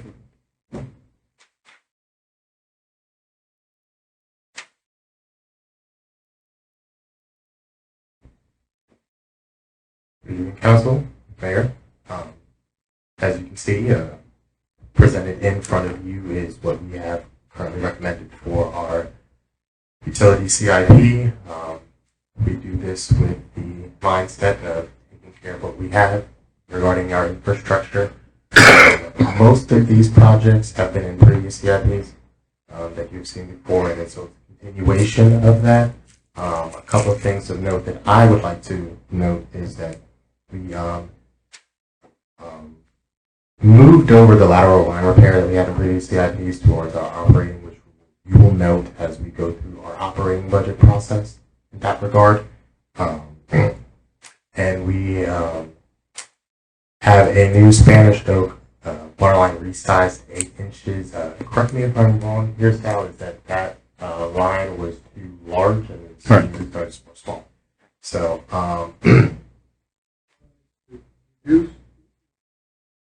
correct. It's a 12-inch line now, we're going to reduce it to 8. Yeah. Correct? So this is what we have presented in front of you. If you have any other questions, I will be happy to answer. If I cannot answer them, I will be willing to delegate over to those who can. So just my question, I mean, it's not important that Yeah. to resize the line, you're going to put a sleeve in there, or how are you going to do that? It's going to be a new line entirely.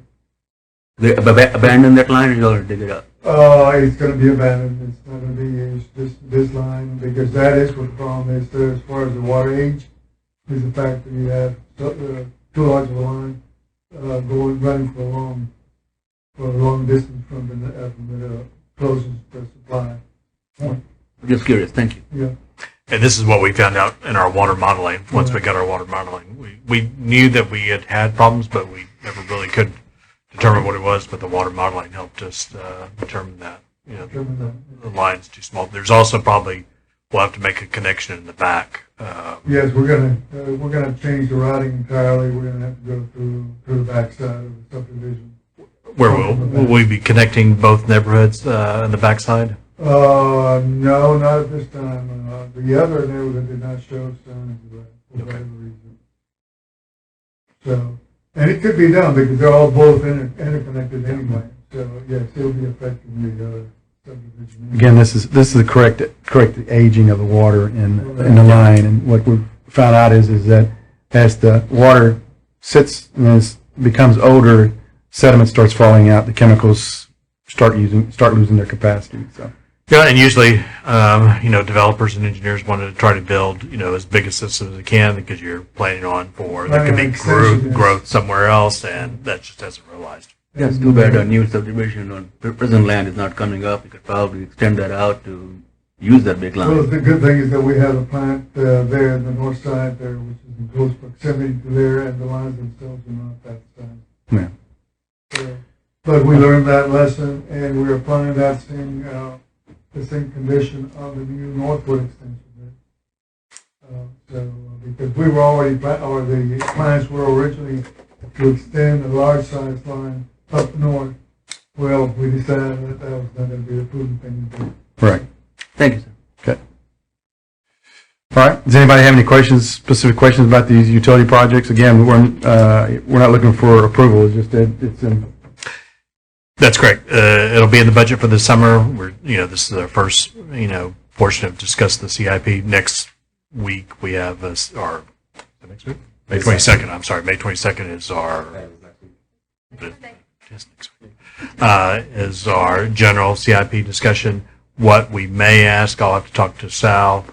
I may ask for an amendment on this 300,000 of amending it this year's, but the funds are there just for us to get started. But I'll just see what his timeline is. Right. There's just no reason for us other than what projects are in the queue to wait till October 1st. Right.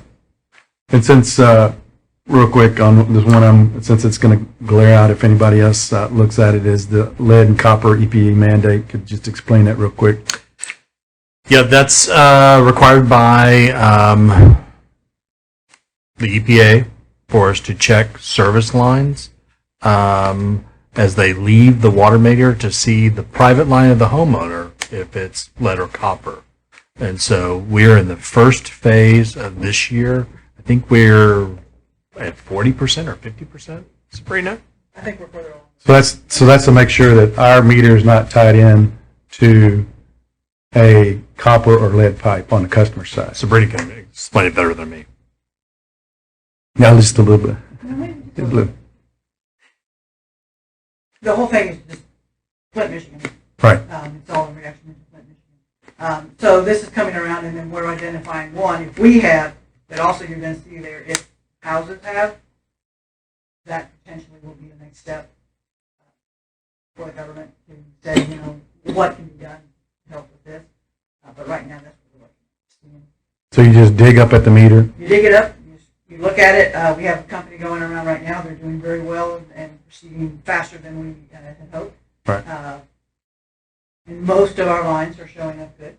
That we're not, we're all right.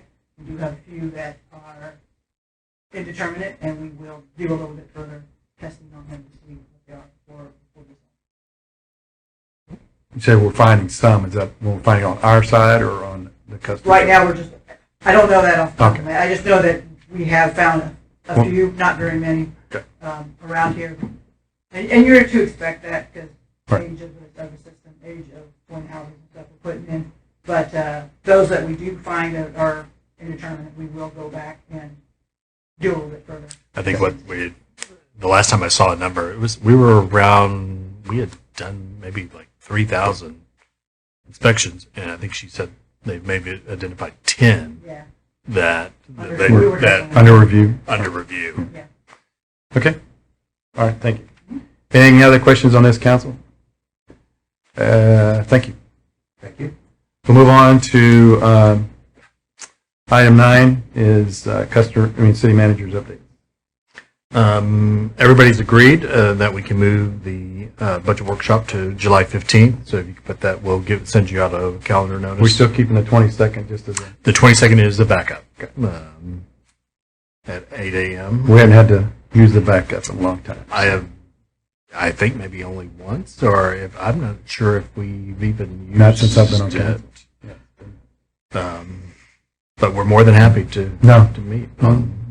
And then the CIP workshop, I added, that's May 22nd at 5:30, and we'll discuss the general fund. And we're going to try to also talk the half-cent fund as well, and get your blessing. And if you do bless us, then we would meet then with the half-cent board and take projects. On the council action item, What date was that, May 22nd? May 22nd. Yeah. Action items, I have that we will set up a meeting with Mr. Hook, either tomorrow or this week and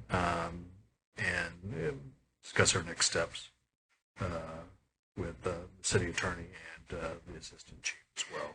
Can council be kept current on how that goes without any kind of open meetings issues?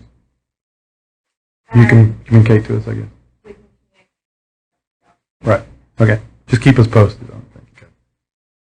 All right. And on the next agenda, we'll work on the agreement with Encore Enterprises. Yeah, it may be a couple of meetings now. Yeah. Okay. All right. We'll move on to item 10, construction updates.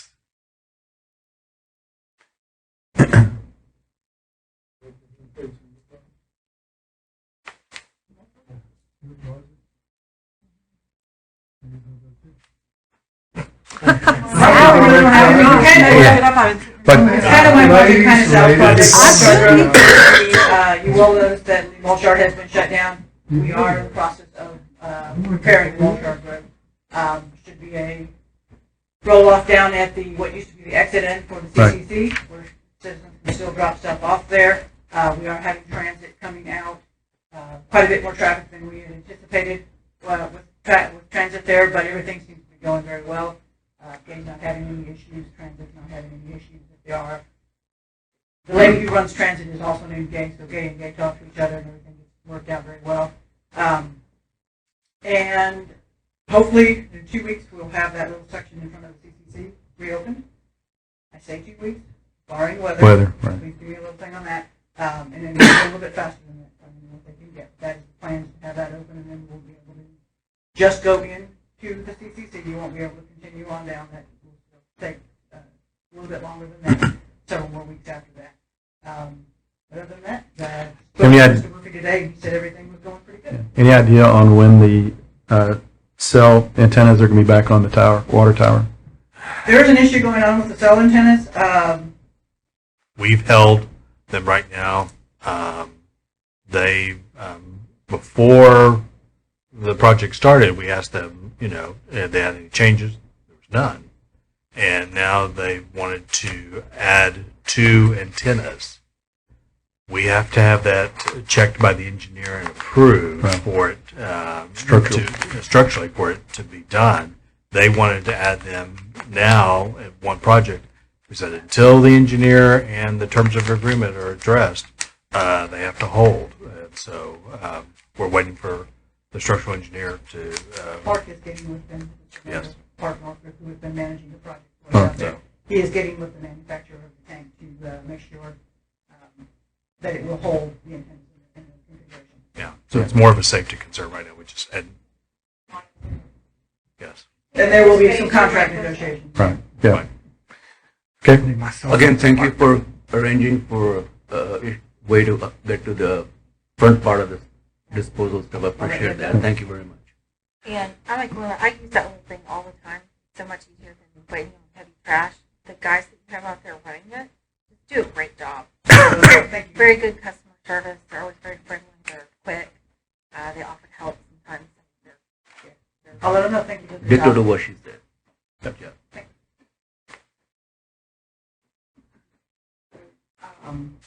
The pool pack is finally coming, so we're finally going to get that changed out in the auditorium. Of course, it happens right when summer starts, but we've really worked things around. So June the 5th, right now, we tentatively have the auditorium shut down for 2 weeks. We are opening the outdoor pool. We're moving some of the aerobics classes, extending open swim out there, different stuff. So we hope maybe a week. It could be the 2 weeks, but the contractor thinks it might be a week that we would be shut down there. So all that'll be going on starting June the 5th. We have been notifying everyone about that. The other projects we have going on, of course, is our restroom. So, and weather being that it is, we're a little delayed right now. They did start at Dunbar. They haven't been able to pour the beams yet for the building.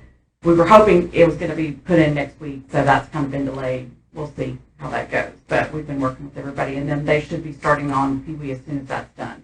So Little League's done. We're getting their stuff out, and we'll be ready for all of it. Robin, the mayor had sent us a picture of a duck that had fallen at another city in an auditorium. Duct work. Duck work. Duck work, yes. I thought, I had What did I say? a duck. Did I say duck? I'm like, a duck fell in the park? That's Sal, right? Does he live over there? Anyway, Yeah. we changed out ours years ago Yes, we have to a the sock. duck to the duck sock, but there's still a portion that has a cover. Is that? That is not, that is the electrical water lines. That is not anything with the duct. So, and those are things, so what we, we just have and I did have that inspected a few years back. Again, the beams are holding it up. Yeah. But that's just basically the cover for those water Yeah, lines. that incident just reminded me of the importance of PPM, and we should be, anything like that, we should, on a regular annual basis, be doing an inspection of those hangars and stuff. And, Right. a lot of times what happens is, like this location here, they thought they had it covered because things were stainless steel. Well, the problem you have is stainless steel and chlorine doesn't work well either, because you get chloride stress cracking, and you'll have a catastrophic failure instead of a slow failure.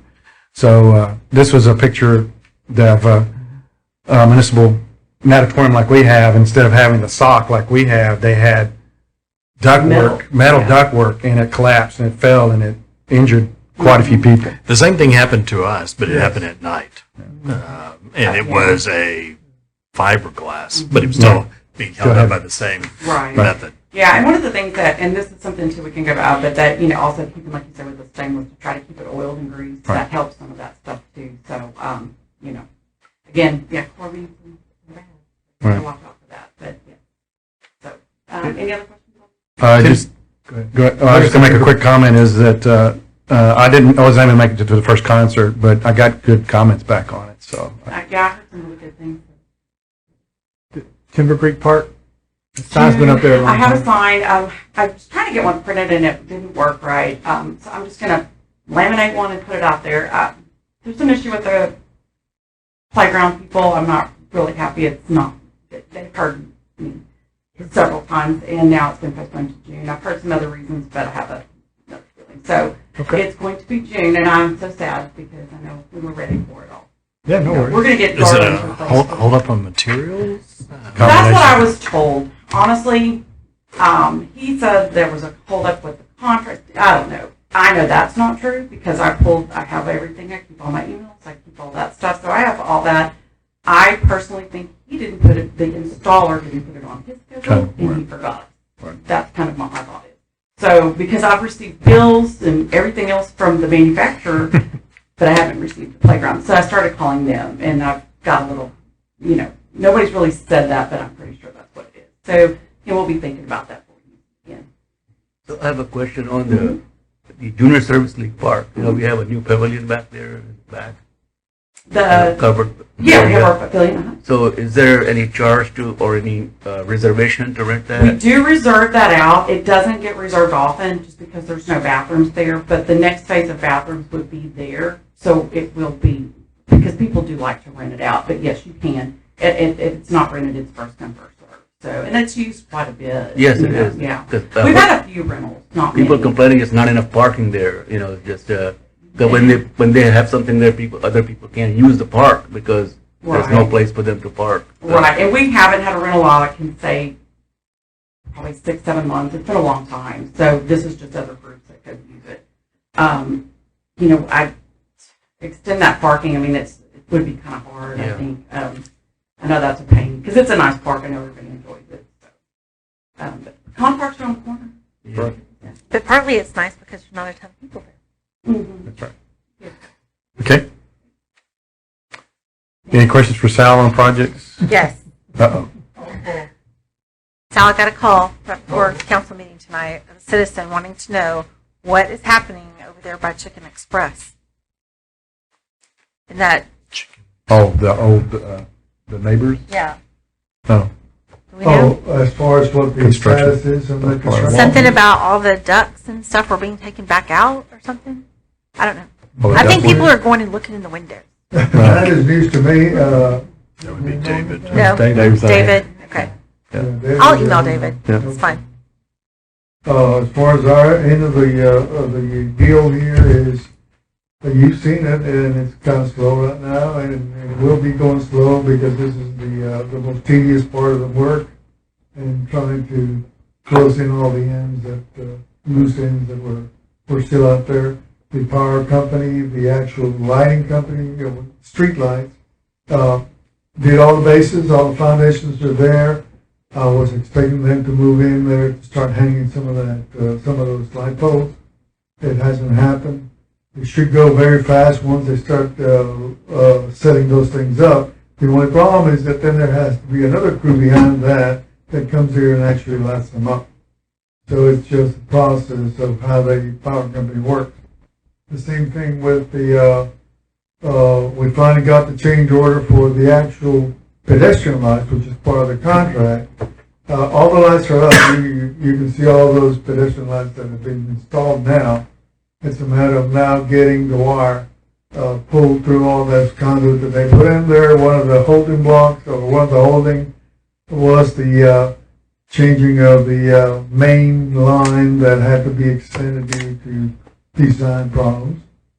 And we had to negotiate the size of the wire to be increased in order to do that. So that is still waiting on the contractor to come in and do and pull that wire. They did not show up today. What did show up today were the pavers. They are closing in on all the open areas that they had. Of course, there's still the main open area that's going to be left on the North Marketplace mezzanine area where it drops down and where the wall is going to be put in there sometime shortly. Once they finish off on the sidewalk at the lower level, they're finishing up the higher level of sidewalk. And people are able to still, be able to access their property. There has not been any delays on that, or nobody has been stopped from that. So at least that is progressed well. The pizza parking lot is All-Star. the All-Star Pizza. It has been now removed, and of course they try to work. They formed up. They were thinking about pouring Wednesday. The weather might have set them back a little bit. We don't know how much, but if they weren't going to be doing it Wednesday, they were trying to arrange a delivery sometime either Thursday or Friday. So that will finish that parking area up so that the business can then start operating again from their own parking lot access. The repair or the ledge that was going to be poured for the two businesses, has that been done, completed? No, they have not. They are working on the one for one of the businesses, which is where the hair salon is, Smokey's property. The other one was still debating. They were debating on what is going to happen there. We are in contact with the property owner, the CHA group, about whether they are satisfied with what we're going to be proposing to do there. If not, they're going to create a leave out there for us to be able to progress through that sidewalk and have the pedestrian ambulation through there established again, leaving this leave out, which is not going to impact anyone for the time being until they are satisfied with what we're doing. And 10 days ago, you gave me positive news on the drainage for downtown. Is it still positive? Oh, yeah, definitely so. That downtown drainage. So are they done with the intersection that way in OCD? Yes, they have. Of course, the signage is still out there. There's signage involved that's going to take us not only the delineation of the lanes still outstanding, Right. That's going to be probably a 2-day affair. We're trying to convince whoever's going to be doing that one for them to come and do it during the weekend where they can have the lesser amount of traffic in the downtown area and they could finish off in 2 days. Otherwise, if they come during the weekday, it's going to be a problem. So we're hoping that we can time that properly so that'll happen then. And of course, we still have the landscape, which in itself is quite messy. That's the reason why we don't want to have the delineation done until the landscape portion is out. We're going to wait till the traffic lights to be on demand once all that is done, or we're going to. Okay. Anything else? All right. Thank you. All right.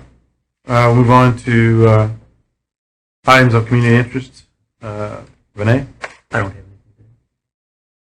Rhonda? Glad to be back. Glad to have you back. Matt? Yes. Winner of all votes. Right. I would like to extend my sincere condolences to the Wingen family for the recent loss of Zeke, who was a longtime educator here, 30 plus years, and husband, father, grandfather, brother, football coach, and he impacted a lot of students' lives in our community, including this one. And he died unexpectedly at the age of 58. His funeral was on Saturday, and it was extremely well attended. And just want him to know we're thinking about him. All right. Thank you. No, sir. Okay. Just a quick comment was we had privilege of, I had privilege, and also Modesto had privilege of entertaining the homeschool kids, the group that came through on Friday. Started at 9 o'clock, and I think we were here, it's after 10 o'clock. I mean, they had a lot of good questions. And, of course, Modesto has a lot of fun with letting them play city council and stuff. So, but anyway, They were just as conservative as we are. as you are. Yeah, well, they had a citizen that came and wanted free pizza for everybody in the city on Fridays. I second. Yeah, and It's 3.1 million. We don't need roads. yeah, We need pizza. anyway, council didn't go for it. So they didn't. Nobody wanted to. Even the parents. Question was asked to the they took it to the voters as a bond, and the parents in the audience turned it down. So they got to see the whole process in an hour there. But anyway, it was a good experience. I always enjoy that, and you know, when I have the chance, I hear about, and we have those. I will continue to try to invite you guys, a few of y'all in there if we can. So anyway, that's other than that. Like I said, the concert. I heard good things about it. I wasn't able to attend, but again, it's something that we make available to the community, and it's sponsored by Olin, which we greatly appreciate. Anything, staff? Staff? No, I don't think so. And Sally did a very good job reading the reference. Thank you very much. All right, we're adjourned.